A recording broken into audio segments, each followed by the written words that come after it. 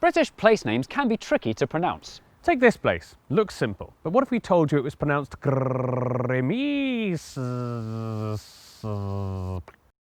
We'd be lying, it's Grimsby.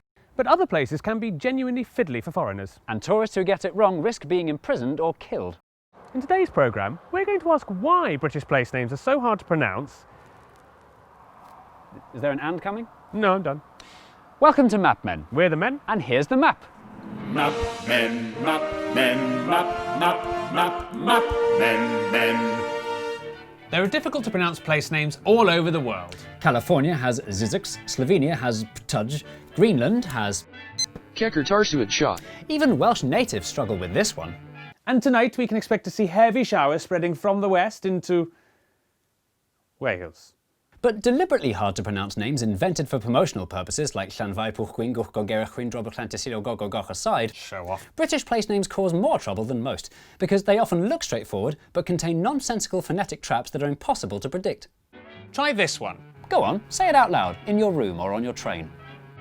Ha ha ha ha ha ha ha! Wrong, it's not Frome. Frome, it should be blitheringly obvious, is pronounced Froome. But if you did say Frome, don't worry, you're in good company. Frome is officially the most mispronounced place name in Britain, and that's according to a proper survey. Excuse me, could you mispronounce Froome for me? Portsmouth. That'll do. There's nothing more fun than laughing at tourists who don't know how to say something properly simply because they're from a different country and could never reasonably be expected to have predicted a local pronunciation that contradicts the basic rules of language. So, we've created the perfect travel agent's itinerary for maximising tourist humiliation across the country. Starting in Biaulio, Bewley, head over to Rampisham, Ransom, then down to Mousehole. Mousehole, Next, travel north up to Towcester, Toaster, then a quick jaunt to Gotham, Gotham, followed by a stop in Quernmore, Quorma, before finishing up in Alnwick. Alnwick, which is near Newcastle. Or, as the people from the city itself say, Newcastle. When will they learn? As you can hear, no letter of the English alphabet is safe from being pronounced any of dozens of different ways. Including not at all. Thankfully, there are some general rules you can stick to, and because we're nice, we'll help the un-British amongst you through a couple of basics. Cester is pronounced stir. Leicester, Worcester, Gloucester. W at the start of the final syllable is silent. Norwich, Berwick, Southwark. ER is pronounced R. Berkshire, Clerkenwell, Hertfordshire. But before you get too reassured, for every rule in the English language there are always exceptions, such as the cester in Cirencester, the W in Sandwich. and the sound in Oh, this is disgusting. Oh, sorry, Berkhamsted. which is in Hertfordshire. The only way to be absolutely sure of pronouncing British place names correctly is to live here long enough to learn every single one of them, one at a time. Sorry. So who were the complete anchors that invented these rules? It's time for an English lesson. To make an English language, you start with the base of Germanic Anglo-Saxon. Mix in a healthy dash of Old Norse, a huge dollop of Norman French, and just a barely detectable hint of Celtic. Trust me, it'll make all the difference. Stir it up for hundreds of years until the vowels really start to shift, and then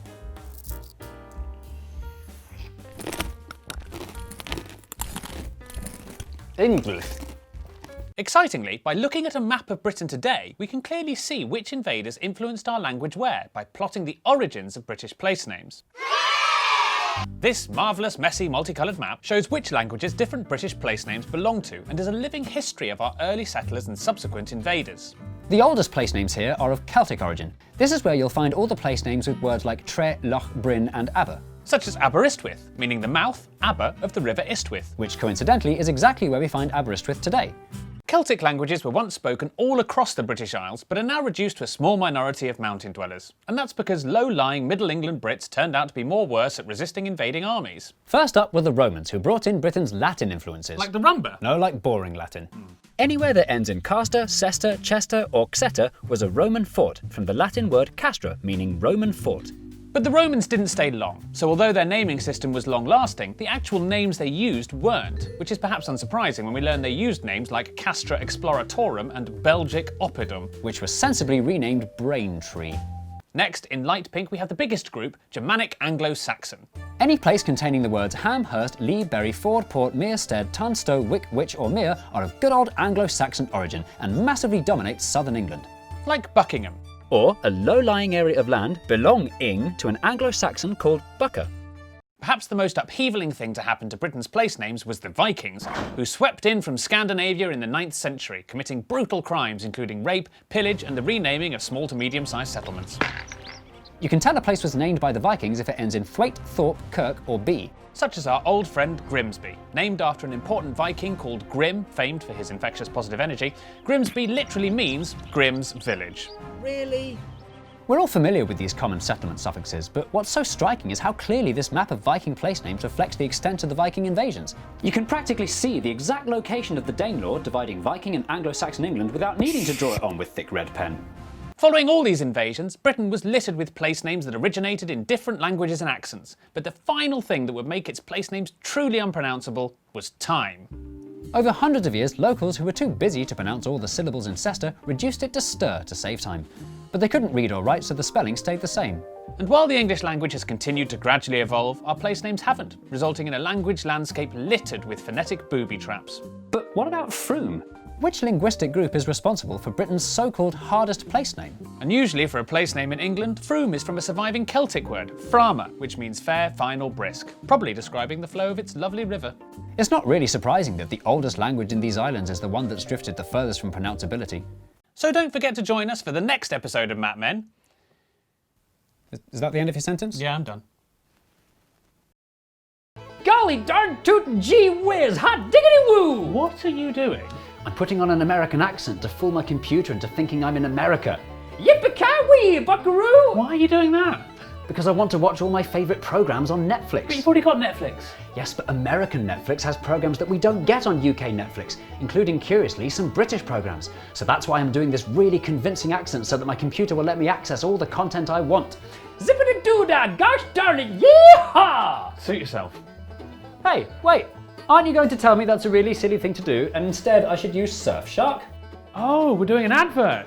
Surfshark is an app and browser extension that lets you place your laptop or phone anywhere in the world, so you can access content that you may not usually be able to see in your country. Such as, for example, shows on US Netflix that you don't get in the UK, including The West Wing, Dexter, Broadchurch, The Walking Dead, Twin Peaks, All Dogs Go to Heaven, loads of James Bond films, the original Twilight Zone, Muppets Most Wanted and Fiddler on the Roof. And those are just 10 examples from one streaming service in one country. Imagine the smorgasbord of content from across the planet you're missing out on without Surfshark. And it works on an Amazon Fire Stick, which means you can watch all this stuff on a proper telly.